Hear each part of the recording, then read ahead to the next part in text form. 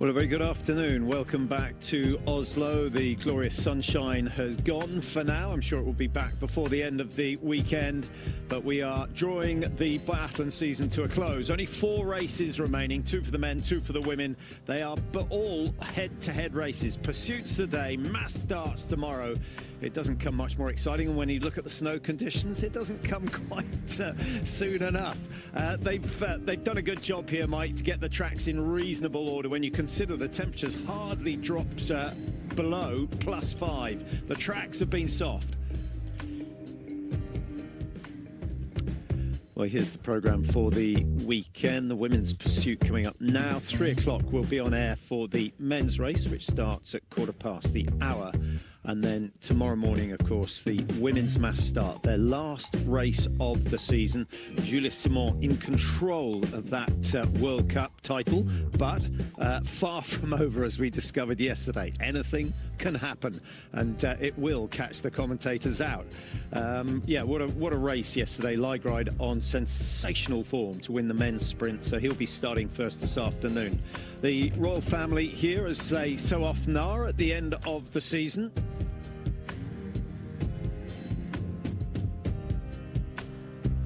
Two days ago, the sprint race, and yeah, it was a good one, Mike. Obviously, the overall World Cup was at stake with Jean Monod not needing to do too much, but the Swedes needed to produce the race of a lifetime to beat the French and claim the Nations Cup, which they duly did. And yes, Hanna Oeberg starting slightly later. Jean Monod is up front of the field, slightly different conditions, but so sharp today in terms of her shooting.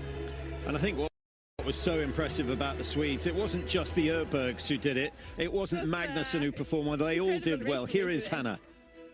We had an amazing team effort. It was this is like special day for the Swedish team to be able to do that, and also we knew about the situation in the Nations Cup before, so for everyone to do this well today, it's incredible, and I think it means a lot for Swedish biathlon. Certainly does. Lisa Vitozzi finishing in 2nd place. Another fantastic run from her. The Olympic pursuit champion putting herself in a strong position to claim another pursuit title here in Oslo.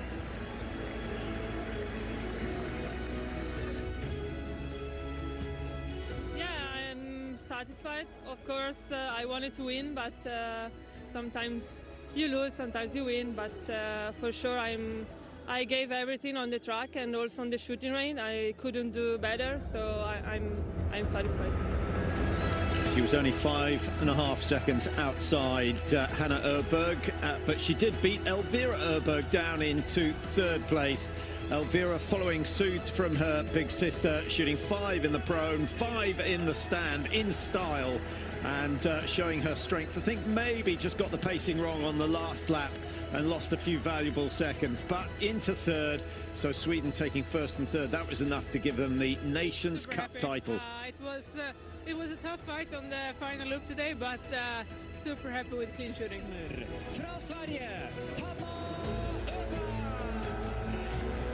Hanna Oeberg finally off 14 wins off 13 wins on the 14, along with her sister. They're hard to separate. Jean Monod has been the star of the season, very, very strong throughout. Consistency, the name of the game. She's not on her very best form, but still it's hard to keep her out of the top 4. And she did enough yesterday, and with Minkonen a little bit below par, she claims the overall. Says 2 days earlier than expected to get the title. Actually, it's a nice surprise.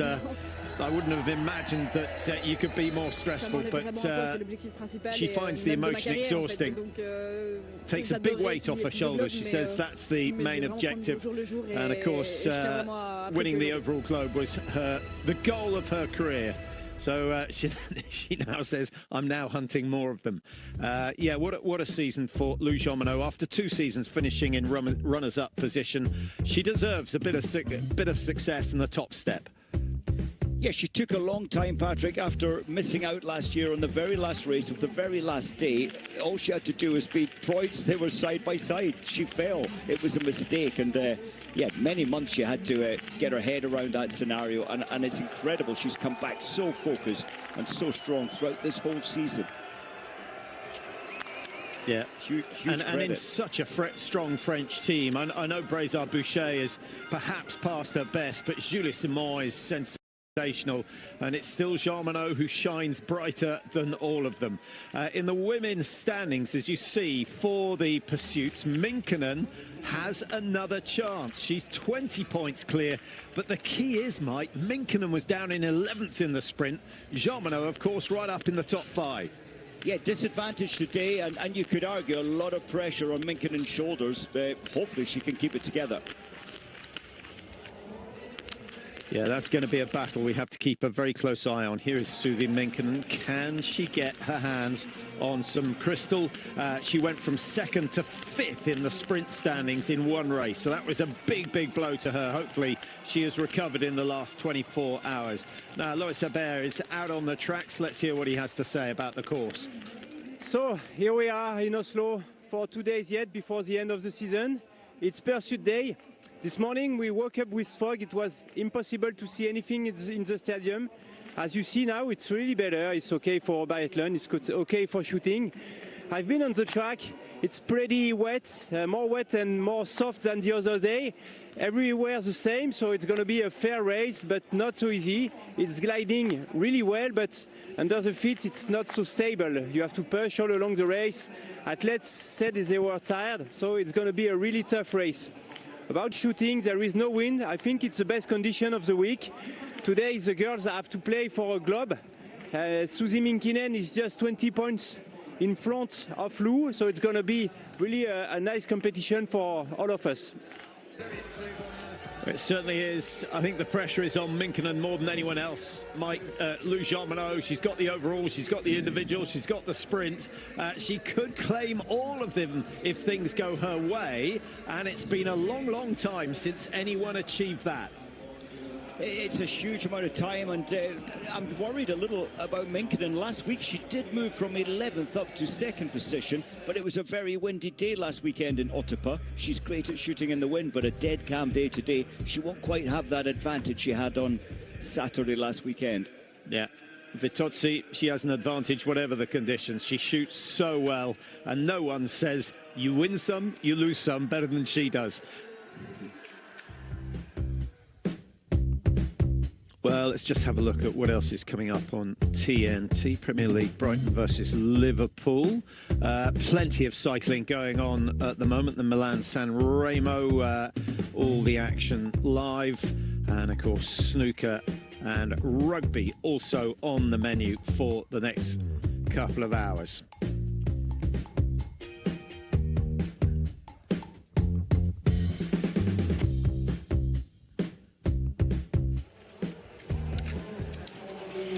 So last few minutes to get themselves prepared for the race. The gun is due to go at 2:45. 2 days of long individual time trial races, Mike, endurance affairs. And today it's all head-to-head, everyone with pretty much the same conditions, although I guess you could argue if you're at the front of the pack, you're going to get slightly faster conditions than those at the back. Marginally, I think that is fair to say, but you know, with tired legs, as Lewis mentioned, for everybody this is a tricky day, and I did see a couple of the athletes stumbling during their warm-up, so the snow just gives way on you when your weight is on one of those skinny skis. Julie Simon and Giacchino, how many years have they worked together? What does Giacchino have left to say after decades in the sport? You know, you're right. A coach knows the athlete inside out, good days, bad days, how their mentality is on any given day, and you know they can predict when they're having a bad day. So there's a real bond between the shooting coach and the biathletes. Now, in your career, you would have had a few coaches. Did you find that it clicked with some and not with others? So right, yeah. Somehow, and if anyone was giving too much information, it's kind of unnecessary when you've had a number of seasons experience, like Tandrevold, very experienced.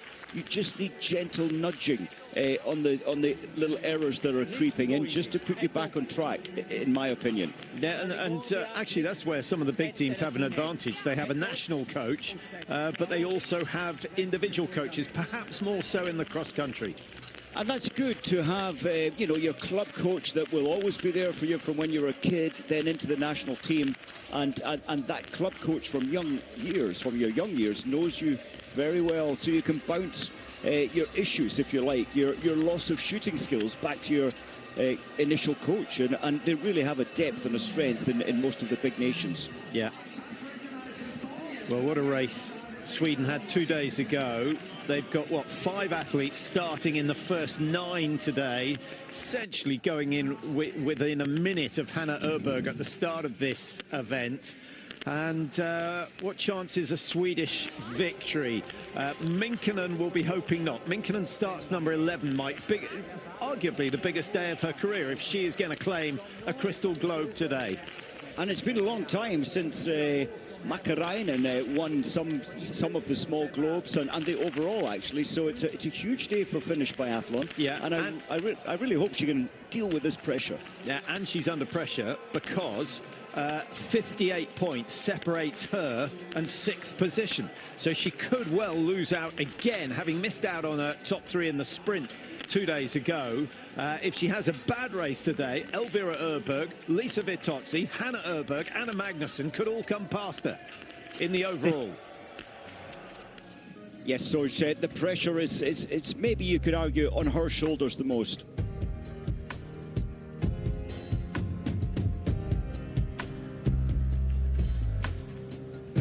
So last few minutes, just about see Oslo Fjord in the distance down below the Holmenkollen Stadium. It is the best venue.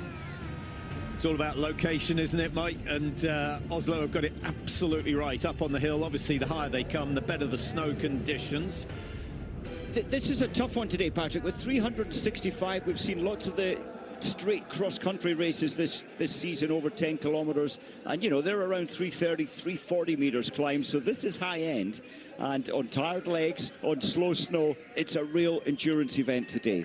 So there's the start order, and if you look down the right-hand side of your screen, you can see the times they start behind. So a minute, giving away 400 meters or so, maybe a little bit less than that. Minute and a half for the first 16. Vanessa Voigt, brilliant shot. If she shoots 20 out of 20 today, should move up the order. Camille Benet, who's probably got more clear shoots in 4 shoot races than anyone else this season. 5 times she's hit 20 out of 20. Grotian, who has a win. Michelin, who has a win. Both of those coming in the mass start discipline, so they like the head-to-head racing. Leni Haki-Gross a long way back. Justine Brézard-Boucher again struggling with the shooting in the sprint, down in 35th position, 158 behind. She has a lot of work to do if she's going to feature today. And Johansson, slightly surprised to see her down in 47th, Mike. Yes, she had a bad day. I think the Norwegians felt the pressure, and they, you know, when the elite group started at the front, they're not used to starting so early in a race. So your warm-up has to alter. I think that was a factor a couple of days ago. And Avakimova, at a guesstimate, starting 819 meters behind Hanna Oeberg. You don't want to give Hanna Oeberg 0.819 of a meter advantage over you if you can help it. So a tough day for Avakimova. There is Hanna Oeberg, starting number 1. Never won a pursuit. She started first earlier in the season, dropped down into 7th position. That was in Le Grand Bonnard just before the Christmas break. Has to put that behind her. I think if Hanna Oeberg can shoot 10 out of 10 in the prone, she could be in the money. Lots of yellow and blue suits at the front, Mike. Yes, I think the Swedish women wanted to say goodbye, if you like, with a very good result to the long-standing coach Jean-Marc Chablot, and they did do that 2 days ago. Yeah. For all these athletes, some of them, this is the last race of the season. They are ready to go. The last pursuit race of the season. Just in case you misheard that, Hanna Oeberg will have a 5-second lead over the Olympic champion Vitozzi. Elvira Oeberg starts at 20. Away we go. The distance, 10 kilometers. The loops are short. It's very, very intense indeed. Big climb out of the stadium. And there's that 5-second gap. 20 seconds or 15 seconds between Victories and Elvira Oeberg. Julia Simon starts at number 4. She's gone down in 3 this year, up in 1, didn't start 2. So Simon does not have the best record in the pursuit discipline. And then Tandrevold, Mike, starting 5. What's she going to do today? Oh, you know, that's her season best to place 5th. I think she's looking much happier. She's smiling a lot more. I think, and I hope she can touch the podium today. That's Simon away, 7th in the World Cup standings after having to miss out on the first round of the World Cup and a slow start to her season. But my goodness, has she been in good form since the Olympics. Away goes Tandrevold, as quick as anyone out there, but can she hit the targets? Jean Monod, the World Cup winner from this year, trying to collect crystal globes with every race through to the end of the season. Magnusson goes 7, Heidenberg 8, Gesblom 3 Swedes in a row starting 9, and then Verbornikova will go at 1:06. She's away. Suvi Minkkinen, Mike, well, we'll see. A 20-point lead in the pursuit standings. Finland would love it if she could come home in the top 2, because that would guarantee the title. Zug, Fried, Merkashina, Batovska is away. Halvarsen goes. Camille Benet is away. 23 is Hettig Valtz. Sidorovic for Poland. And Amadine Meignan of France starting number 25. And at 1:38, I'd be surprised if anyone later got a look in. But keep an eye out for Ocean Michelon starting 28 at 1:43. She could climb the order quite dramatically. And you know, the veteran Kuzmina, it's her second last day of racing. She's had 5 wins, 5 times second place, 1/3 in her career. I know she's not on that form, but often an athlete on their last day or second last day, they can bring some magic back to the performance. Vitozzi losing a couple of seconds on the climb, not to worry, first time round, 5 loops. Luckily for them, they cut it short. Don't go all the way up to the church today, which would really sap the energy. And now they join the end of the sprint loop. So they have the traditional entry into the stadium. It's, in some ways, Mike, it would be quite clever design if courses had more than one approach into the range. I would like to see a hilly, an incline into the range, not a descent down into the range, just to make it that little bit more spicy. Yeah, I mean, my point is that a stadium of this size could probably quite easily engineer it so you could choose an easy entry or a hard one. I'm not quite sure how that would work. No, not giving the athletes the choice, but for different races, you could have a different design of the course, because some athletes shoot brilliantly when there's a hard entry. Others are better when it's easy. Yeah, and you know, we saw last weekend 25 people shooting, athletes in the women's field shooting a perfect score on the Otapa, which is an easy range. Very different had there been an incline into that range. So Hanna Oeberg slowly but surely pulling away from Vitozzi, but there's still only one, well, I was going to say one spare round. So if it was a relay, there would be nothing between them, but it's a penalty loop if you miss. And 8.7 seconds, Vitozzi, if she does hit one more than Oeberg, will go into the front. Elvira, 24, having started 20. So Hannah's gone off hard, Mike. Julia Simon was at 38. And she's dropped a couple of seconds. So Hanna Oeberg has gone hard from the gun. Yeah, she has. The first 3 are staying way over to our right, which is the long way around. But yes, it's in the shade, slightly faster snow. But Simon, I think this is the clever line, taking the straight line on the right-hand side. There's not that much of a difference. All the snow is very wet and very sucky under the skis. Yeah, well, maybe the first 3 have done some river paddling, Mike. The outside of the river is always quicker. And even though it looks like a good shortcut, the shallow water does you no favours. And here, it's the soft snow that they're trying to avoid. It is, and you know what? They will be thinking this is like water skiing today. And again, staying in the shade. They will all stay in the shade there of the banners. That will be faster. Yeah, but it's a lot cooler than yesterday. It is going to get warmer as the day goes on. It was 8 degrees at the start of the men's sprint yesterday, just 2 degrees. There's Jean-Marc Chablot, last couple of days, in charge of the Swedish team. It's going to be an interesting season next year, isn't it, Mike? The coaches do not have a lot of time to put their stamp on the national teams. They don't, and when you've got a bond like this team has with Jean-Marc, it's quite tough to lose that tight bond that you've built over the last 11 years. Now, one thing Hanna Oeberg did in the sprint was to speed up her shooting. And again today, but very fast to the first shot. That is expensive. She's gained 4 or 5 seconds on most of the athletes out there, but with 2 misses, she's in trouble. Vitozzi throws 1 and 3 wide. All change at the front of the field. An opportunity for Elvira Oeberg to come through. And this is looking good for Minkkinen, Mike, if she can clear all the targets when she comes in. That's great news for Minkkinen, but Simon coming in now, she will so often put the first 5 down, and you need a good start in this race. Yeah, Elvira Oeberg, I think, saw the black targets remaining for the 2 athletes in front. She holds it to 4, and after brilliant shooting in the sprint, it's falling apart for the Swedes at the moment. Julia Simon, 5 out of 5, 4th to 1st on the first shoot. Great job, and she is now the athlete to chase. Tanrevol, can she get 5 and surprise us? That would be great. Simon is a machine when it comes to pursuit racing. She's got 15 podiums, the most in the field. 7 of them were wins. Tanrevol has 5, Magnusson has 5, Jean-Monod with a miss. That's quite handy. Keep an eye on Minkkinen's targets. She's just settling on the mat at the moment. First target should go down in the next couple of seconds. Gesblom gets 4, then misses 5. Verbornikova takes her time, but makes sure of that last one. An early miss from Minkkinen. That is not good news. Oh, and that's another painful. one. And I think that is the... it's very early days to say it, Mike. I don't think I can see her coming back from that. I am amazed. The only good news is that Jean-Monod missed 1, Minkkinen's missed 2, but that's a huge setback now for the Finnish athlete. She needs to get her mindset back in gear, put that behind her. Easier said than done.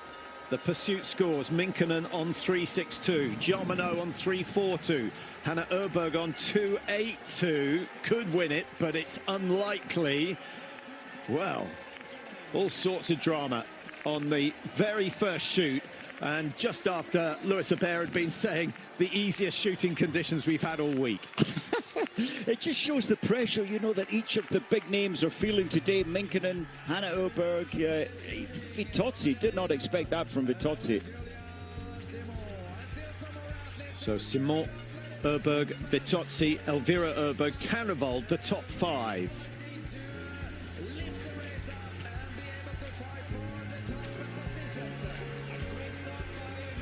Well, the big movers and shakers on that first shoot: Batovska-Fialkova from 15 to 9, Verbornikova of Czechia from 10 to 7, and going down the other way, Gesblom went from 9 to 16, and Jean-Monod, Mike, making no ground at all, 6 to 8. She's now 43 seconds off the lead, and Minkkinen, if she's off the penalty loop, has gone down to 34th position, is only going to pick up a couple of points.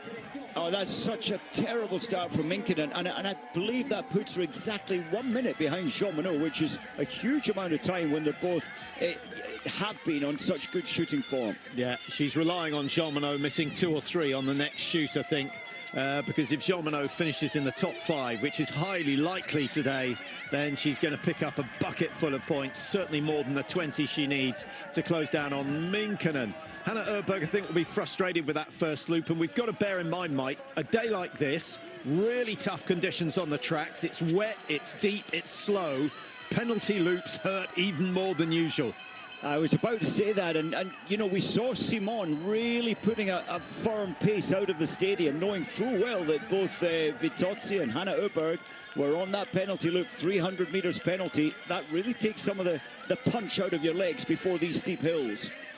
So Jean-Monod at 45 now. She was at 43, so she's still losing ground to the leader. Julia Simon with 8 seconds lead coming out. Tanrevol's done well, only 18 seconds behind, having started the day 51 seconds off the race leader. Here comes Julia Simon.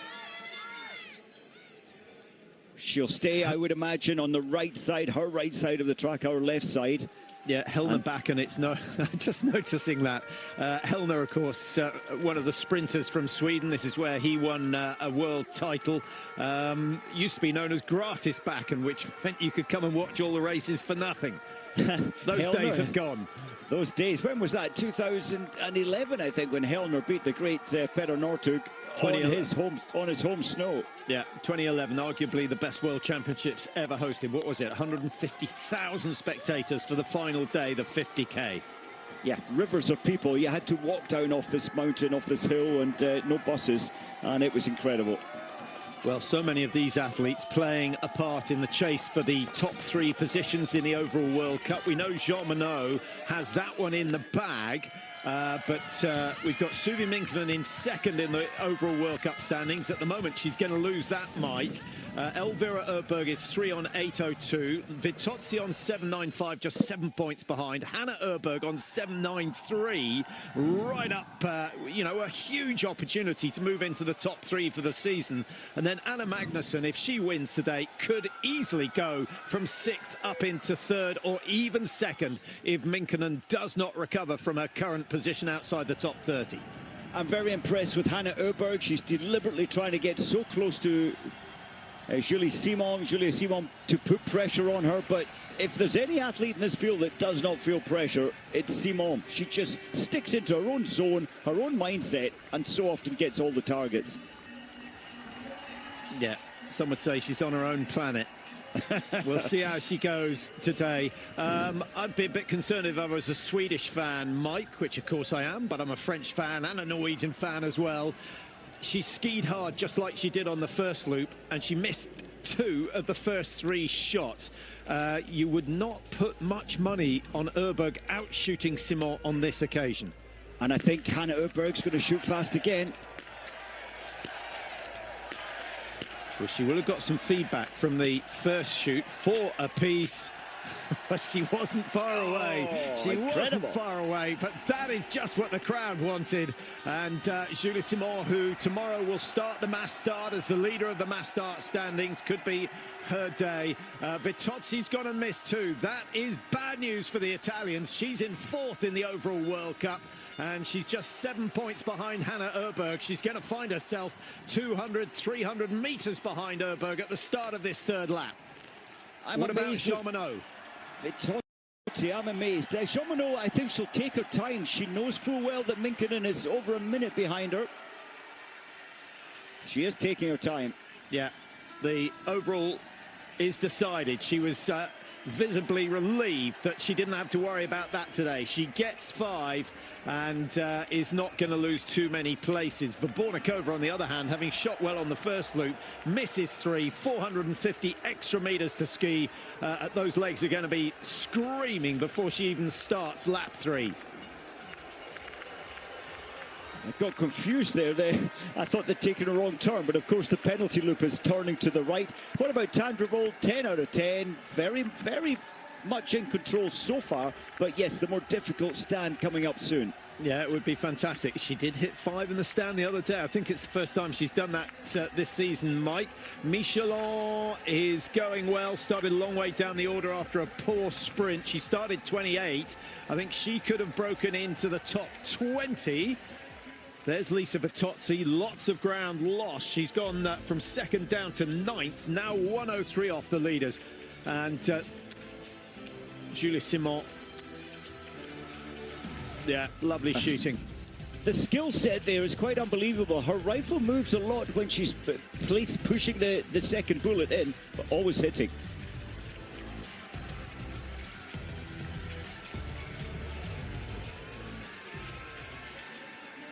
Now, this is going to be interesting whether Hanna Oeberg decides to push the pace again. At the moment, she's sitting in behind Julie Simon, maybe wanting to just keep things under control for the 3rd shoot. If it came to a ski race, Mike, well, she's gone ahead now. If it came to a ski race, I think you'd probably have your money on Hanna Oeberg over the last lap. I would, but Simon, she can dig so deep into that strong mind of hers. But yes, certainly on paper, Hanna Oeberg is the better form athlete in terms of her ski speed. And I think she's going to try and hurt Julia Simon on this lap so that she's more stressed coming into the stand shoot. 33 wins between them, the 2 leaders. Elvira Oeberg, as we mentioned, on 14 wins. And then Tandrevold, who hasn't quite reached those dizzy heights, with 5 wins to her name. Hasn't bettered 11th in a pursuit this season, Tanrevold.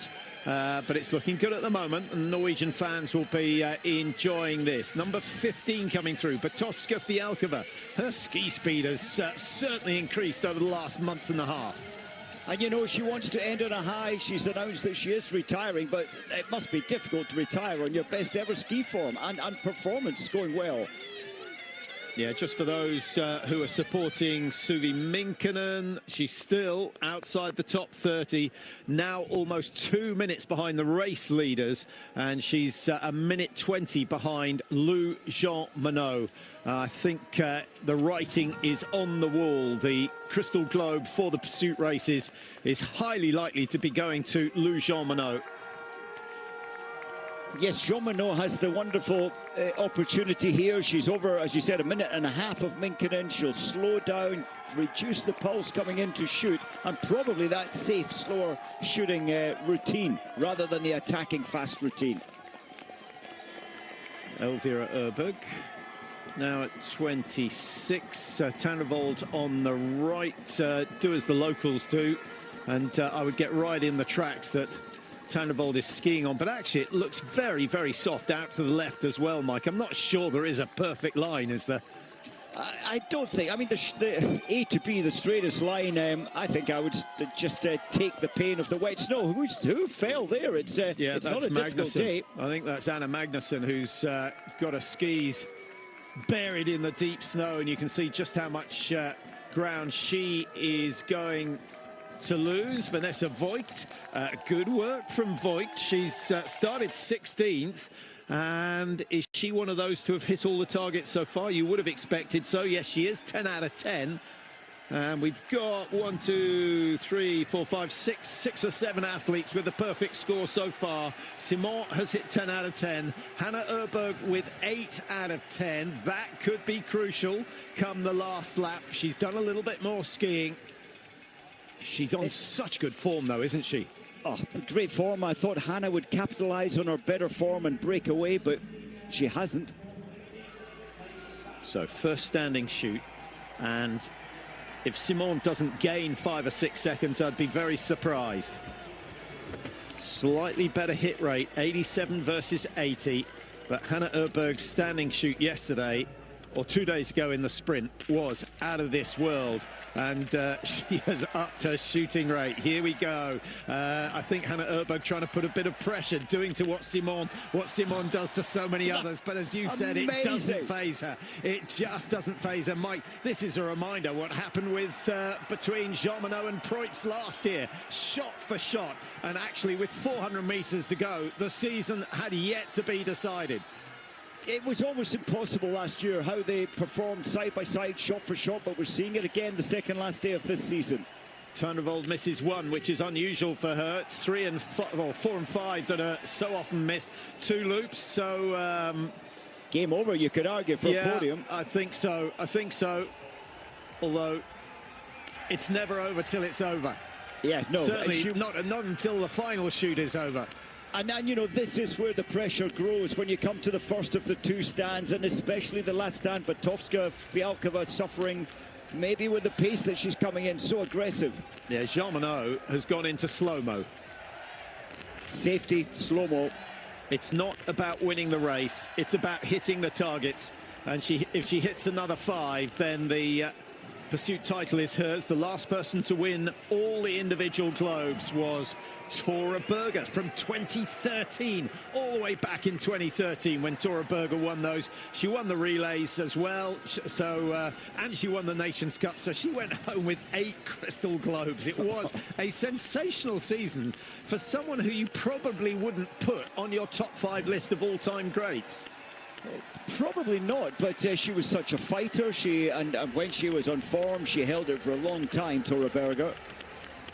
Where's Minkkonen? She should be in soon. Yeah, Minkkonen, I'm afraid, is still struggling.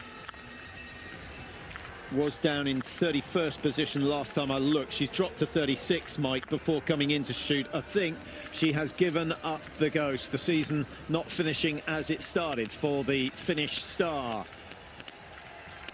So many good biathletes are missing 2 out of 5 in the stand. It's quite unusual. The wind isn't playing a factor. It's all about the pressure. Minkinen's got 5 again, so 2-0-0.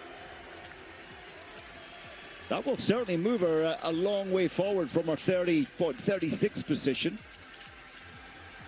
But her problem is that Jean Monod is sitting in 4th position, and if she stays there, she will pick up 55 points, and that means that Minkkinen has got to get 35 points, which means she's got to work her way all the way up into the top 7-8. I'm just top wondering, 7 definitely. I'm wondering if the French coaches will be giving Jean Monod advice, or the news that Minkkinen is not having a good day. Are they telling her that? Are they telling Jean Monod she's a minute 10 ahead of Minkkinen? Probably not. Probably keep that information away from her. Yeah. And Hanna Oeberg, Mike, 60 points behind Jean Monod at the start of today in the pursuit, so she's not out of it.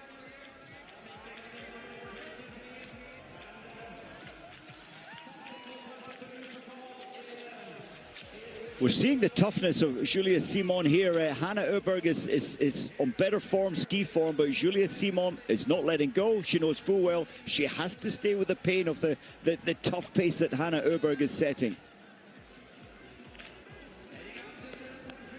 What a battle at the front. The margin between 1 and 2 and 3 is 26 seconds. And then we've got another 35 second gap back to 4, which last time we saw was Jean Monod. She's skiing with Tandrevold. Voigt is out in 6th position, gained 10 places so far. Grotian's had a good race, Mike. You'll be glad to hear that. 26 to 9. Anna Gandler's gone from 34 to 11, so she's having a stormer. Incredible. Sometimes the pressure's off. If the season hasn't gone well for Grosjean, for Gandler, there's nothing to lose. So you're more relaxed, and really great to see them performing so well today. Now, Elvira was at 26, so she's losing time to the leading 3. It's still only 1 shot. If Simon and Hanna Oeberg miss 1, Mike, Elvira Oeberg hits 5, we're on to a 3-way fight for the win. Oh, look how deep that is on the left-hand side. I think an advantage for the slightly taller skiers, Mike. You don't have to flex the knees and the hips quite so much. Oh, it must be like the feeling when you're running in deep sand. You know, it's absorbing so much of your energy. Jean Monod losing 2 seconds to the leaders as well. Tandrevold looks as though she's coming back. Tandrevold gaining 5 seconds on the race leaders and closing the gap down on Jean Monod. Voigt digging deep, some of the best skiing we've seen from her so far this year. They're the top 6. Vitozzi is down in 7th. She's 128 behind. She's missed 5 already. 5 penalty loops for Vitozzi, 750 extra meters. She is not going to do here what she did in the Olympic Games and, of course, did in Otterpa last week. She will not win today. Highly likely the winner is coming out of these two. Who is going to outshoot who this time round, Mike? Oh, I think I wouldn't be surprised if it's shot for shot. I'm a little surprised Hannah's opted for lane 1 when lane 2 worked so well for her last time around. Oeberg struck first last time. Will Simon, well, they go together, and there's a miss from Simon, and Hanna Oeberg will have picked up on that. 4 out of 4, is she going to get a second win? No, she misses 1. We've got the ski race we wanted, and Elvira Oeberg on the way in. She'll see 2 black targets, and she will know that she has a chance. It's a slim one, but she has a chance. It's got to be a quick shoot from Elvira Oeberg. The margin coming in was at 31 seconds, and the 2 leaders shot in 18. So it's got to be clear and it's got to be fast.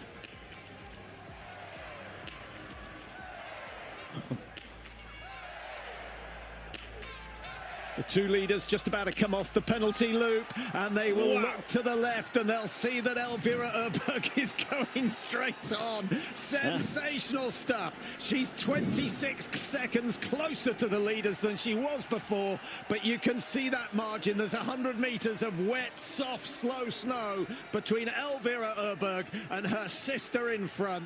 Oh my goodness, Mike, that's going to be another shared podium between the 2 siblings.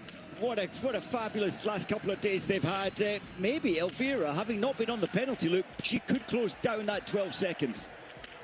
Tandavold getting response, 3 out of 3, 4 out of 4. Is Tandavold going to do what she did in the sprint and hit 5? No! There's her chance of the top 4 gone. Jean-Monod, I think, sealing the pursuit title with another 5 out of 5. She's hit 19 out of 20 today, just when she needed some good shooting. Vanessa Voigt keeps her record going. Voigt started today, 94% hit rate in the stand, in the pro, 90% in the stand. Those figures will have gone up just fractionally, but she will finish the season as the best overall shot. What pressure for Simone and Hanna Oeberg when they came in, but they've got away with it. They've got 12 seconds over in front of Elvira Oeberg. Yeah, I think we've got a really good race for 5, 6 and 7 as well. Jean-Monod is a bit in no man's land. Elvira Oeberg might 12 seconds down. I think on her very best form we'd see her fight for that, but I'm not sure she was looking quite as lively as she did a couple of weeks ago. But that shot certainly makes it look a smaller gap than it was when she came out of the stadium. I think she's closing. I think she's closing. She's certainly not 12 seconds behind. Hanna has seen her coming, and I wonder whether Hanna Oeberg will go in front and slow it down a fraction. Do you know, I had that same thought. Elvira is going to close that 12 seconds. Amazing. Amazing. And she's down to about, well, you can count it for yourself. 1, 2, 3, 4, 5. She's 6 seconds back, having been at 12 and a half. And Hanna Oeberg, her older sister, is deliberately, I think you're right, not taking the lead here. And Simone looks really exhausted, ploughing her way through this wet, deep snow. Now, is Hanna Oeberg trying to manufacture another 1-2 for the Oeberg sisters? Elvira is digging deep. She's going to the well on this occasion. Comes round the corner nicely. That dead turn. She's running out of time. Remember, it's only a 2-kilometer loop. They've gone past the first already. There's Jean-Monod on her way up towards the top of the climb. Now, this is a key part of the course. Simon still working hard. Oh, Elvira. Still at 5 seconds. She's still gaining, Mike, but it's still a long 5 seconds. Oh, but what about that grimace on her face? She's in absolute agony. This next bit of recovery, maybe, just maybe, she can haul another couple of seconds in. Yeah, where does she have to make contact? By the top of Helnebacken, I would have thought.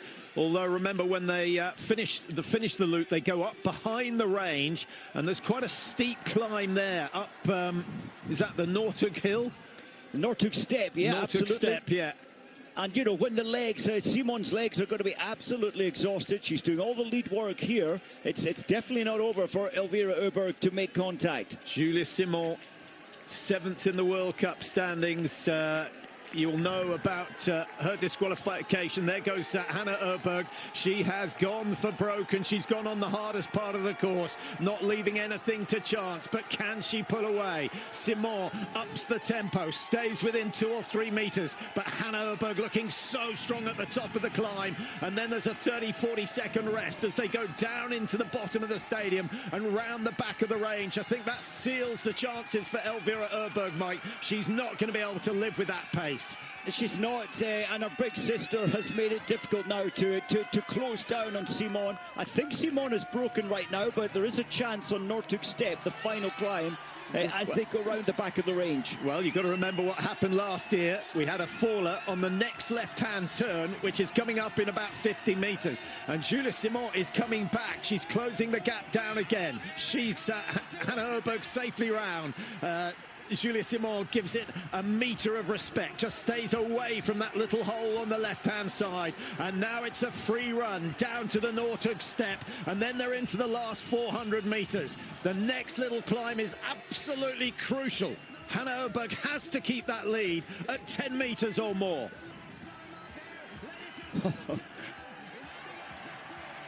Here comes Simon. She takes the bottom of the climb a little bit better and closes the gap by half a second or so. Hanna Oeberg should extend it as she comes over the top, but she's got that elastic tied to her waist, and Simon is feeding off that. They're going to come down into the last straight, and it's going to be a slipstream advantage for Julie Simon. This is certainly not over, and this is why she's been one of the best racers over the last 5 years, because she fights and she fights and she fights. She will not give up. up. 150 metres to go. A little rise, up and over. Simone picks her line.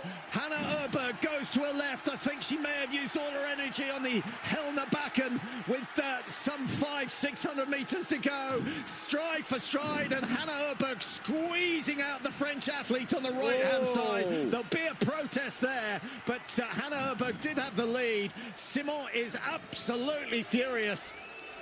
I think there will a race. The French coaches, I think they'll want a review of that. They want the jury to have an opinion on that. We couldn't really see. Did Hanna chop her off leading into that marked home lane? Well, as long as she chose her lane before those markers started, she is fine. She was in front. She had a slight lead. Another double podium for the Oeberg sisters. What a way to finish the season. So 90 points. Now let's have a look at this. You would have thought, well, to be fair, Mike, they were both going for the same lane, and Hanna Oeberg had the lead. Oh, look at the frustration on Simon. Oh, not happy. Well, she recovered quickly. She recovered very, very quickly to congratulate Hanna Oeberg. It's a shame it had to finish like that.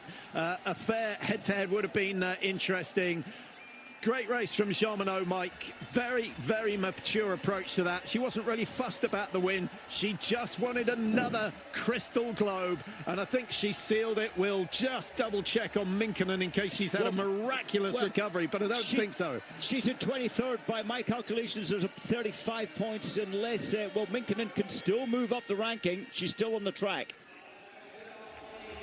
So Jean Monod has picked up 55. So Minkkinen needs 35. What do we say? Top 8 is absolutely the worst she could do.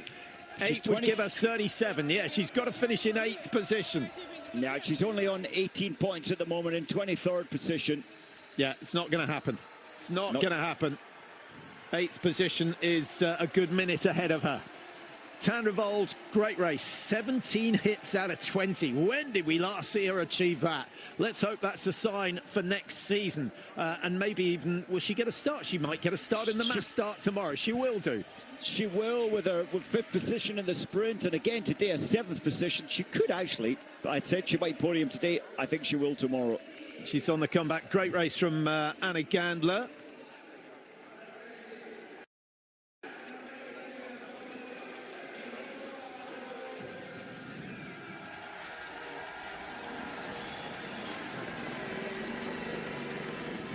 Batovska-Fialkova with a good run to finish 18th.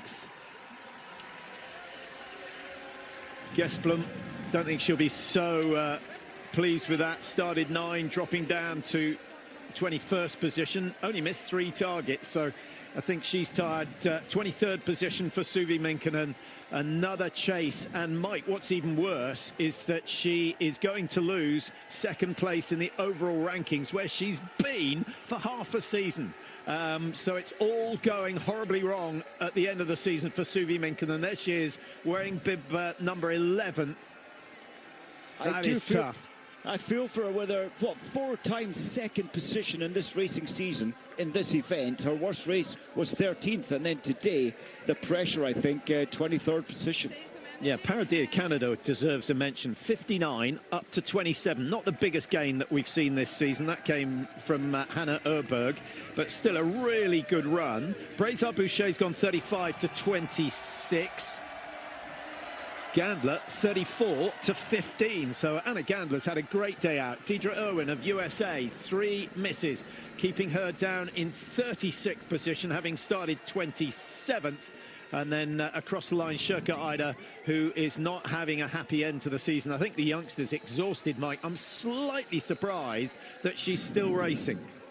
I am. You know, when you lose the joy for biathlon, and I'm watching her in terms of zeroing, she's not excited by it anymore. She's feeling the pressure. But yeah, she will start tomorrow, and hopefully it'll go much better. Yeah, Anna Magnusson not in a happy way there. She dropped from 7th down to 39th position, only missing 4. That's not her shooting, because her shooting just a little bit below average. There she is on her sitting down, blue and yellow suit. So there's something very wrong with Magnussen at the moment. Not often you see an athlete that upset at the end of the race. Sophie Chavot with 5 misses. Kuzmina could be the last time we ever see her out on the biathlon tracks. 5 misses to finish down in 49. What a fantastic career Kuzmina's had, Mike. 3 Olympic gold medals, 2 in the sprint, 1 in the mass start. And then, of course, making a comeback a couple of seasons ago to get herself ready for the Olympic Games this year. Yes, and Kuzmina, for most of the season, she had the most victories, 17 at the end of her name, but and of course 11 podiums in this race in her career. Not quite on that same form today. Yeah, I thought that was Vitozzi crossing the line for a moment. Vitozzi ended up for the Italians in 5th place, came back well considering she missed 5. She was only a minute off the leaders, and 2, 3, 4 athletes hitting 20 out of 20 today. Voigt, of course, was one of them. Grotian of Germany, so good shooting from the Germans. Johansson of Norway, 47 to 17 with 20 out of 20, 30 places gained. That's exceptional. And Vinklakova of Czechia, 20 out of 20 to finish in 20th. Debesh, based in Norway. Yeah, good experience she's had this season. I think she'll be quite encouraged by what she's managed to do. Oh, I think, you know, she really put herself on the map. That 16th position at the Olympics in the sprint competition. And yes, she's been developed in Norway, raced for Norway at Junior World Champs, won gold medal in the relay. So she's, you know, she's got a good history in terms of biathlon.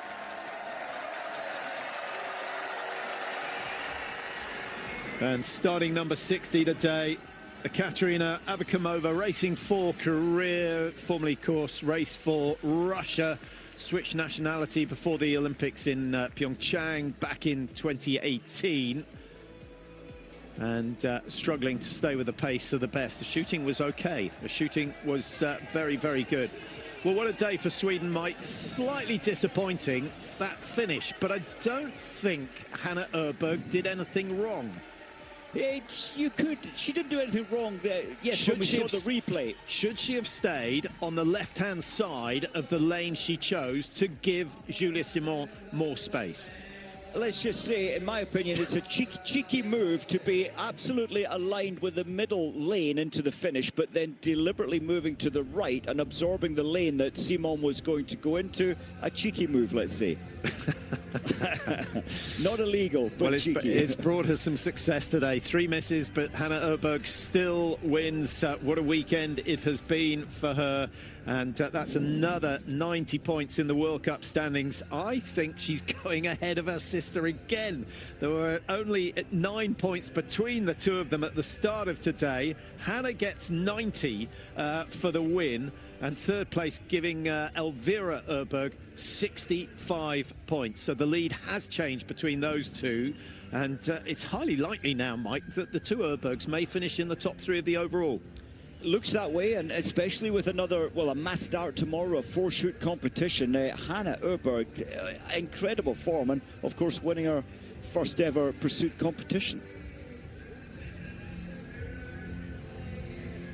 I feel for Minkkinen, but she shows her class to miss 2 out of 5 first time in and then hit all 15 of the next shots. But, you know, she was tired, she was frustrated, she wasn't quite the same biathlete today, which was a real shame in terms of that small globe. Well, Magnussen has certainly lost her chase for finishing in the top 3 of the overall rankings, but Hanna Oeberg, Lisa Vitozzi, Elvira Oeberg still in the hunt. Well, here's the finish. Let's have another look. So Hanna Oeberg is slightly ahead. She definitely is. And now there's 3 lanes. Hanna is aligned with the middle lane, and now she turns to her right, effectively closing the door on Simon. The jury will be looking at it. The French coaches will say, hang on, was that legal? Was that okay?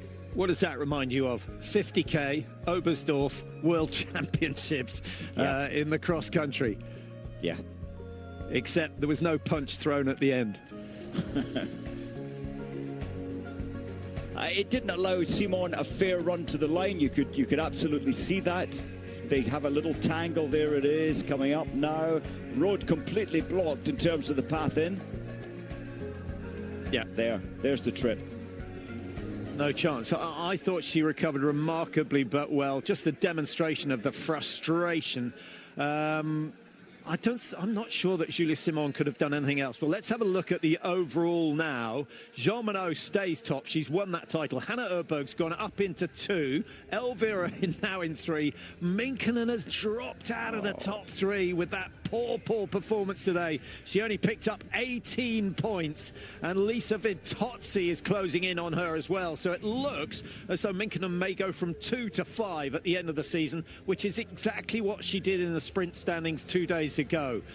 You have to feel for the Finnish star, but remember, it has been her best season ever by a long way. So congratulations to her, but the Swedes have just been too good at the end of the season. The two Oebergs have dominated the last 4 races. Jean Monod always doing enough to stay top dog, and a great race today from Julie Simon as well to finish in second.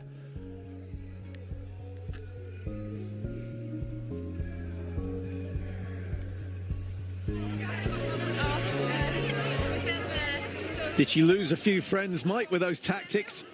I mean, when you're in the heat of that head-to-head, your brain, time stands still, thinking stands still. She saw an opportunity to take that right lane, and she knew that that was the option Simone would take. And yeah, in my opinion, it was a little cheeky, a little unsporting. Well, I hope we get an interview with Hanna and maybe even Elvira, who finished 3rd today. She made a bid to catch the 2 leaders, but I think she realised by the time she got to the bottom of Helnebacken, which is the last climb, she knew it wasn't going to happen. Those last 2 shoots, Mike, were sensational. Quite incredible. I was surprised Simone missed the first of her stand, or sequence of 5 standing. She didn't flinch though. She kept her nerve and put the last 4 down. Hanna, on the other hand, saw the opportunity to win the race from the range rather than from the last 50 meters, and she did feel the pressure on the very final shot, Hanna Oeberg. Yeah, I'm just thinking about that finish. Julie Simon must have known it was a possibility. For the leader has the right to choose their lane. So Hanna Oeberg, I think we agree, did nothing wrong. Julie Simon should have said, okay, if I'm going to get in front, I have to be in front before we hit those lanes. And she tried, didn't she, on the bridge, but the glide factor over that little bridge, not quite as good as Hanna Oeberg. She had no option. She could not change track to the middle lane.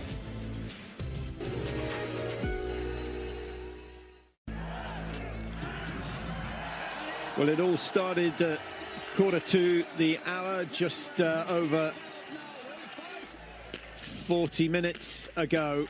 And a bad start for Hanna Oeberg. Vitozzi matched her with those 2 misses early on. Julie Simon just a little bit longer than usual, getting ready for that first shot. But down go 5 to give herself a chance. Tandrevold hitting 5. Magnusson at that stage still in the running for a top 3 in the overall World Cup. But things went horribly wrong after that. It didn't take long, Mike, for Hanna Oeberg to catch Julie Simon on that second lap. She put a lot of effort. She knew she had to put Simon under pressure each time coming into the range. So brave strategy, I think, from Hanna Oeberg to put so much effort into lap 2. I must say, for a sporting nation with the success that Norway have had, they don't quite get into the shooting like the Italians and the French and the Germans. It's surprising, and I do wonder if they are going to change their shooting coach this year to adopt this much faster attacking shooting that France and Sweden have built into their game. Yeah.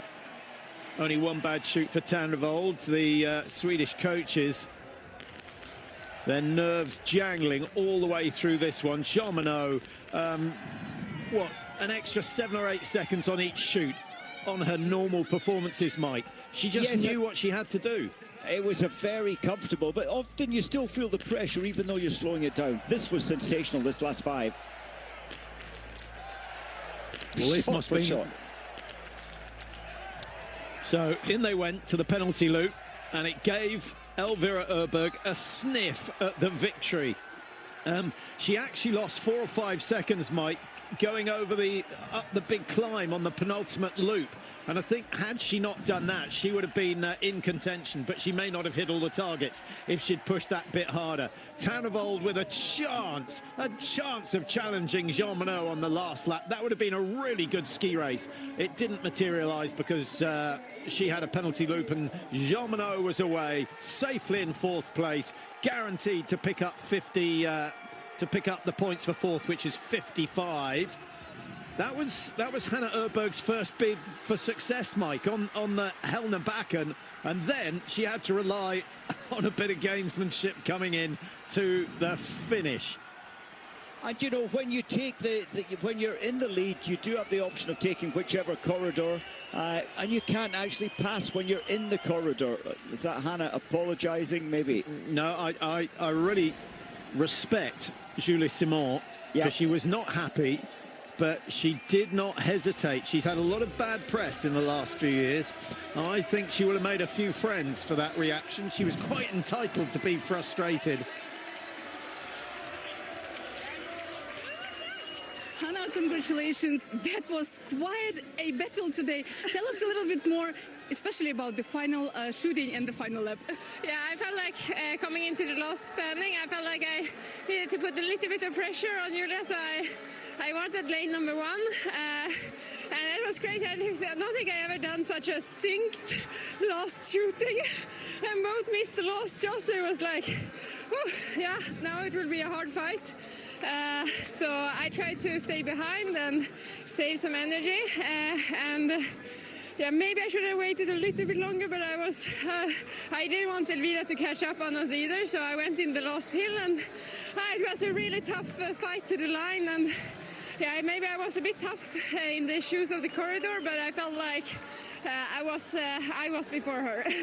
As an athlete, do you prefer these kind of battles, like really tight ones, or something like calmer finishes? I wouldn't have minded to shoot clean in the last shooting, to have a bit more space on the last loop, but when you come out on top, then it doesn't matter that much. Thank you so much. Congrats. Thanks. Well, that was quite revealing, Mike. We found out why she went for lane 1, and we found out that she wasn't really interested in letting Elvira catch up. She wasn't. Had she not broken Hellner back in Hellner Hill, I think Elvira would have made contact. But yeah, Hanna wanted this victory, and she really commanded the race, didn't she? Yeah, fantastic finish. And also, you know, in the battle, she thought that they both missed the last shot. So, you know, in Hanna's mind, Simon missed the last shot as well. That's what she said in the interview. But of course, they did miss 1 out of 5 each. Simon missing the first. Well, there are the pursuit scores. Jean Monod gets trophy number 4. 1 more to go. Can she do something magical in the mass start tomorrow? Everything else played into her hands today. She came through in the sprint 2 days ago, and with Minkkinen failing to impress today, Minkkinen actually put pressure on herself by finishing 11th down in the sprint. She was always chasing today, and chasing in biathlon is a much harder game than leading. Jean Monod, though, just did enough, knew what she had to do, and that goes down as a poor race for her standard, Mike, and she's still in the top 5. I think, you know, after winning the overall Globe as she did 2 days ago, it feels, doesn't it? The pressure's off. She's enjoying the biathlon. She doesn't have to take a risk today. Yes, she didn't make the podium, but missing 1 out of 20, it's safe biathlon. She's still at the top of her game, really. Yeah, €14,000, the prize for winning the discipline, so it does make a big difference. What do you get for the overall? €45,000 for winning the overall. The Nations Cup winning team gets 60,000. I should think that goes into waxes and skis, doesn't it? I would imagine different teams play the money differently. I'm not sure about the French or the Swedish team. Either way, it's been a very lucrative season for Lou Jean Monod. And credit to her. The only thing where it didn't quite go right, Mike, was the Olympic Games, and she didn't come away with an individual gold. Yes, that was surprising, but you know, she focused on the World Cup prior to the Olympics. You could argue that took some of the punch away from the Olympics. Let's have a chat with Elvira Oeberg. What a week for your family. It seems that in the last loop, your sister was waiting for you. Yeah, I was really trying to catch them, and I saw that Hanna let Julia do the job, but I knew that even if I did catch them, they were going to ski pretty fast in the end, so I did what I could, but they were strong. You've been trying to catch the girls all along the race. Do you still have some energy for tomorrow? I hope so. These conditions are far from my favorite. It's so soft, so it doesn't really suit my type of skiing. So it feels a bit like that I'm not too tired. But yeah, you just have to now fill up with good energy and then do it one more time.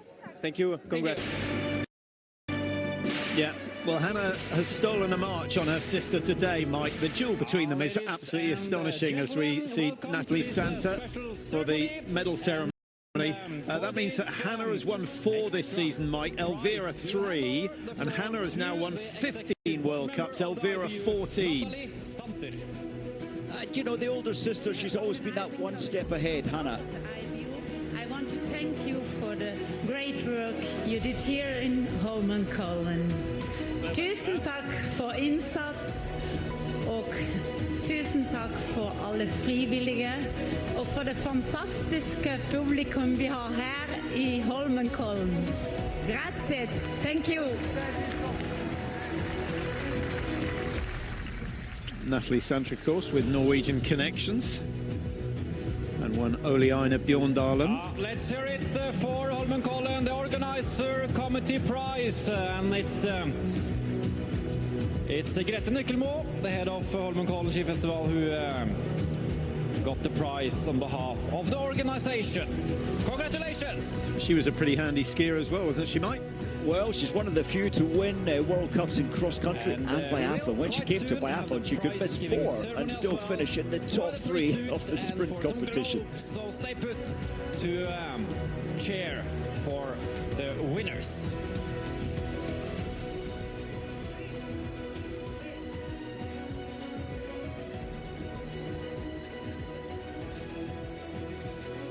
What's that going to be? Is that the 8th time that the Oebergs have shared a podium? I think it's the 9th. Is it 9th? Was it 8th the other day? That's 3 in the space of 2 weeks. The Bows never managed that sort of an achievement. Absolutely fantastic. And what I really like, Mike, is that they've taken the whole of the Swedish team with them. You know, Magnusson didn't have a best day today, but Heidenberg has stepped up a level and Gesblom has stepped up a huge level. And they, of course, winning the Women's Nations Cup for the first time ever this season, and they did that 2 days ago. I did wonder, we saw Magnusson fall on lap 2, I think it was. I wonder, did she twist her knee? Did she hurt herself when she fell? The snow is very soft, it's unlikely, but something affected her ski time today. She should have been much better than her result. Well, the King turned up for the best race, didn't he? That was a brilliant race, and Simone, you know, she's such a machine when it comes to pursuit competition. She holds that record with, 8 victories.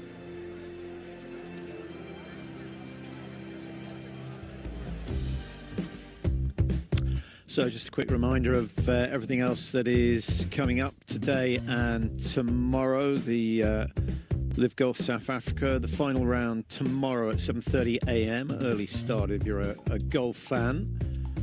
Conditions there look fantastic. Snooker, men's biathlon, of course. The mass start, or the pursuit today, mass starts tomorrow. And we'll be on air at 3 o'clock for the men's pursuit. It has got quite a lot to live up to after that race. Arguably the best pursuit we've had this season.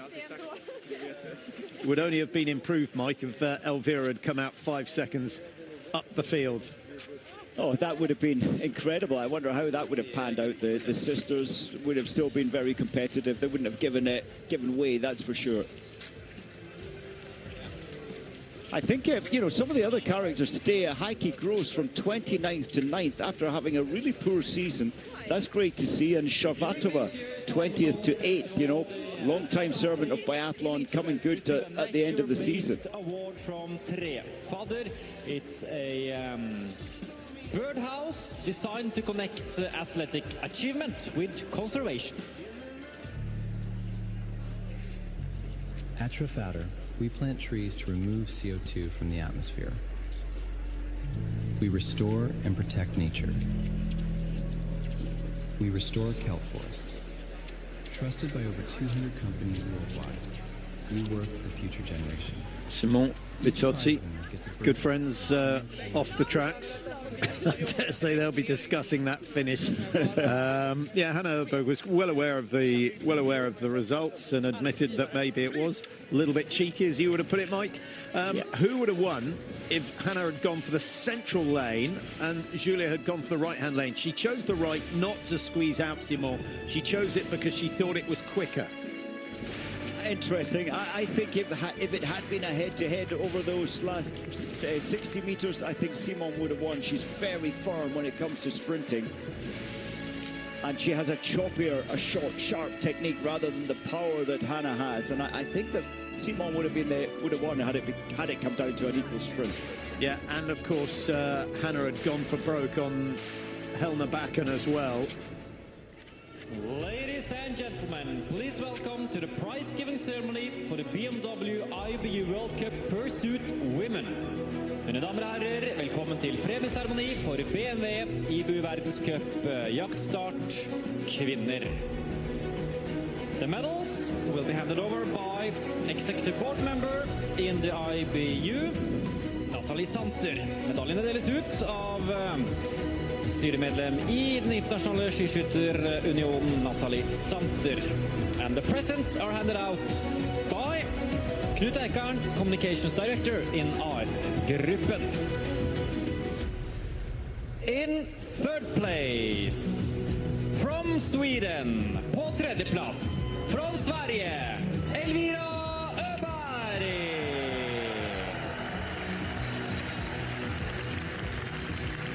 So that is 3 podiums in the last 4 races. On every occasion, she's been in third place and certainly making up for a big disappointment in the Olympic Games. Things just weren't working there. Partly form, partly ski preparation.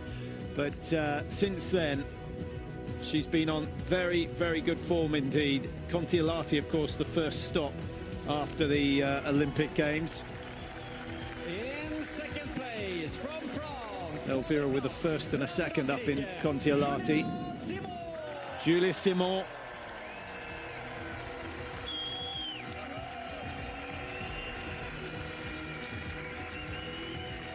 Well, Julia Simon, Patrick, of course, won the mass start in Kontiolahti 2 weekends ago, missing just one shot. She will be feeling so good, I think, about tomorrow's final race of the season, the mass start. Yeah, that's 3 podiums in the last 5 races for Julia Simon. 2 of those wins, of course. She won the mass start in Kontiolahti and the sprint in Otterpa last week.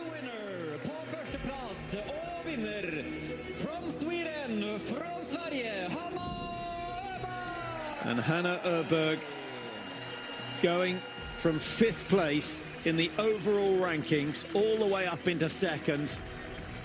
Pushing Suvi Minkkinen down into 4th because Elvira Oeberg has gone up into 3rd.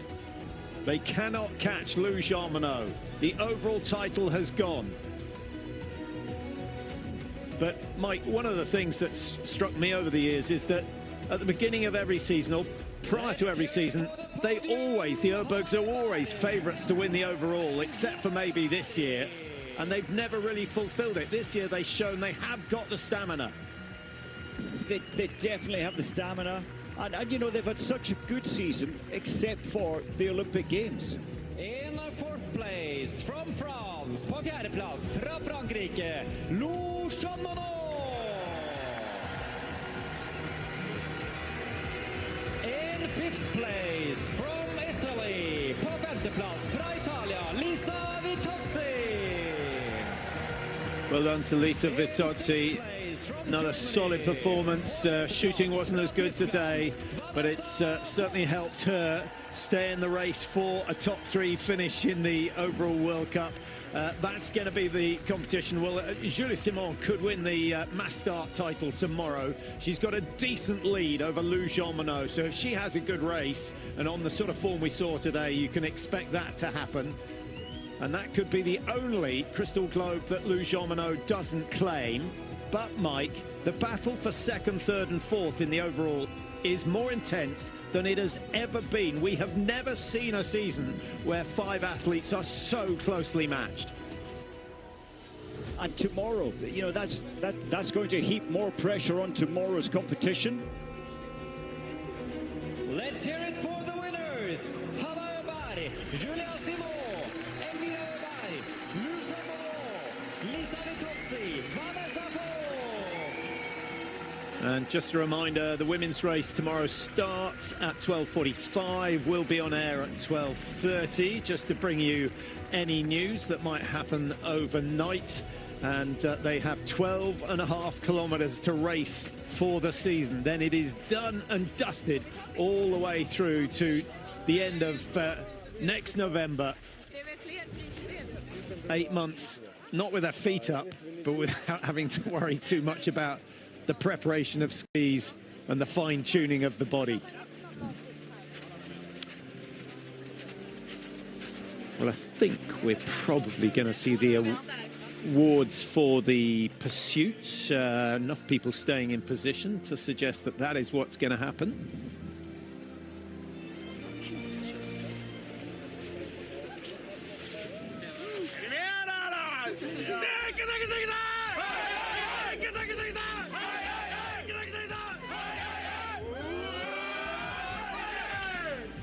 Well, I think Chablot will be a bit disappointed, Mike, leaving the Swedish team as they hit the high heights, or their highest heights we've ever seen. Yeah, he's there, he's looking so happy, and it's very, he's done a great job, and this is, on his departure, you could say it's the perfect ending for his career, having made such a difference to the Swedish team. Yeah, when he said what he was going to be doing, I thought he was going to say he was going to be in charge of the shooting on a Scottish estate. It's a Swedish estate, though. It sounds like it, yeah. They really love their hunting up there, don't they? Without the mountains. Ladies and gentlemen, please welcome to the prize-giving ceremony for the World Cup Pursuit Score Women. Mine damer og herrer, velkommen til premieseremoni for Jaktstartcupen kvinner.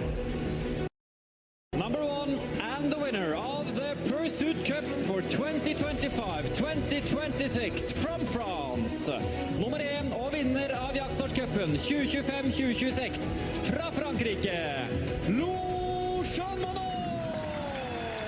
Jean-Monod wins in the end by 17 points, so a 37-point swing today with Minkkinen dropping all the way down to 23rd. Had Minkkinen finished in 11th, then she still would have just missed out, just by 5 points. But Minkkinen needed a decent shooting score today of, what, 18 at least, maybe 19 out of 20. But Jean-Monod sneaks through at the last minute. She's won the overall, she's won the sprint, she's won the individual. She now has won the pursuit, but I don't think... It is possible, but I don't think she's going to match Tora Berger from 2013, who won all 5. The margin is just a little bit too big. In terms of the overall, Mike, I think that was only up on the screen for about half a second, so we should just try and run down that. Jean-Monod leads and has won on a 1,109. Hanna Oeberg on 883. Elvira Oeberg on 867, so less than 20 points between them. And Suvi Minkkinen now on 856, so needs a brilliant mass start tomorrow. And Lisa Vitozzi on 845. So Lisa Vitozzi, I think probably the best she could hope for is top 3. But if she wins tomorrow and gets 90 points, that will put pressure on the 2 Oeberg sisters. And Julie Simon with 75 points today goes up to 782. I do hope tomorrow for Finland, for Minkinen's sake, that she can have a good start to a race. And if she has a good start, we saw her hit the last 15 shots today. You never know. It would be great if she could end her season on the podium. You're going to put your money on that? She's got to beat one of the two Oebergs to achieve that. She is exactly 11 points behind Elvira. I think her skis were running slow today, and every biathlete knows that when you know your skis aren't equal, it really does affect your whole race and your entry into the range. Hopefully all that is better tomorrow. Verdenscupen sammenlagt I stafett for kvinner. So this is the relay titles being awarded. If you were with us last week, you'll know that the French missed their opportunity to win the mixed relay title. That ended up going to Norway, but France, deserved winners of the relay title for this year.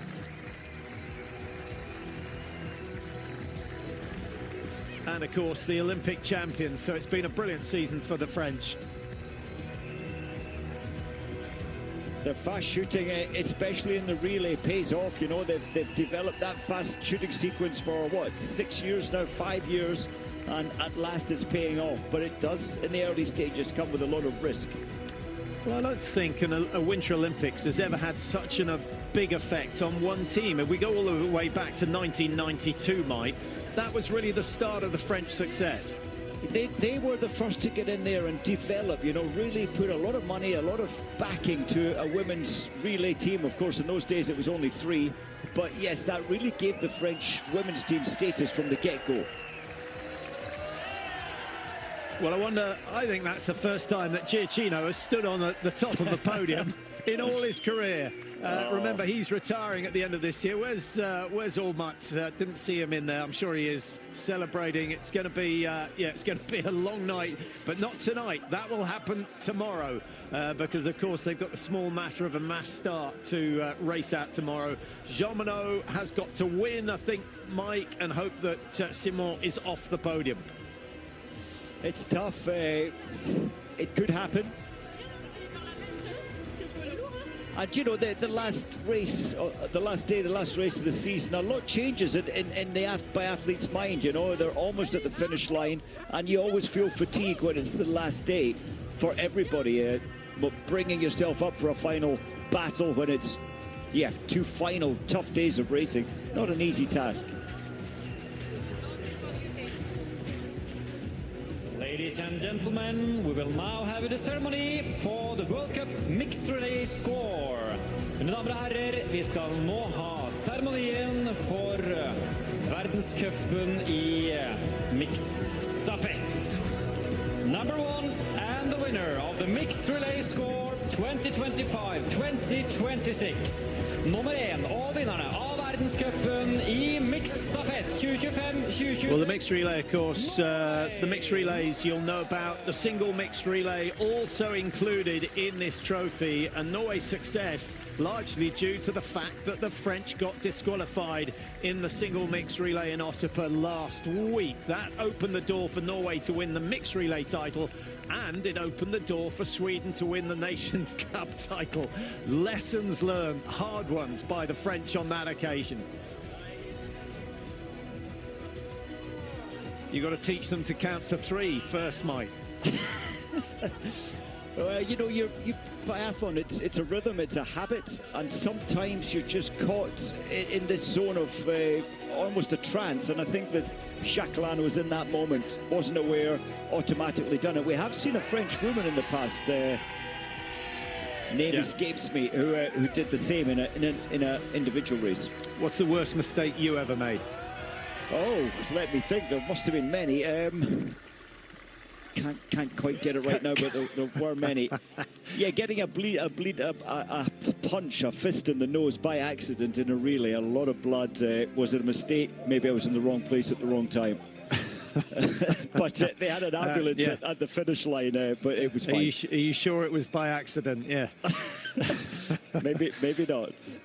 Well, that's it from Oslo for now. We will be back 3 o'clock for the men's pursuit. If it's anything like this, we've only got just over an hour to get that sorted. We will see you then. And then, of course, we're back for the final day of the season tomorrow.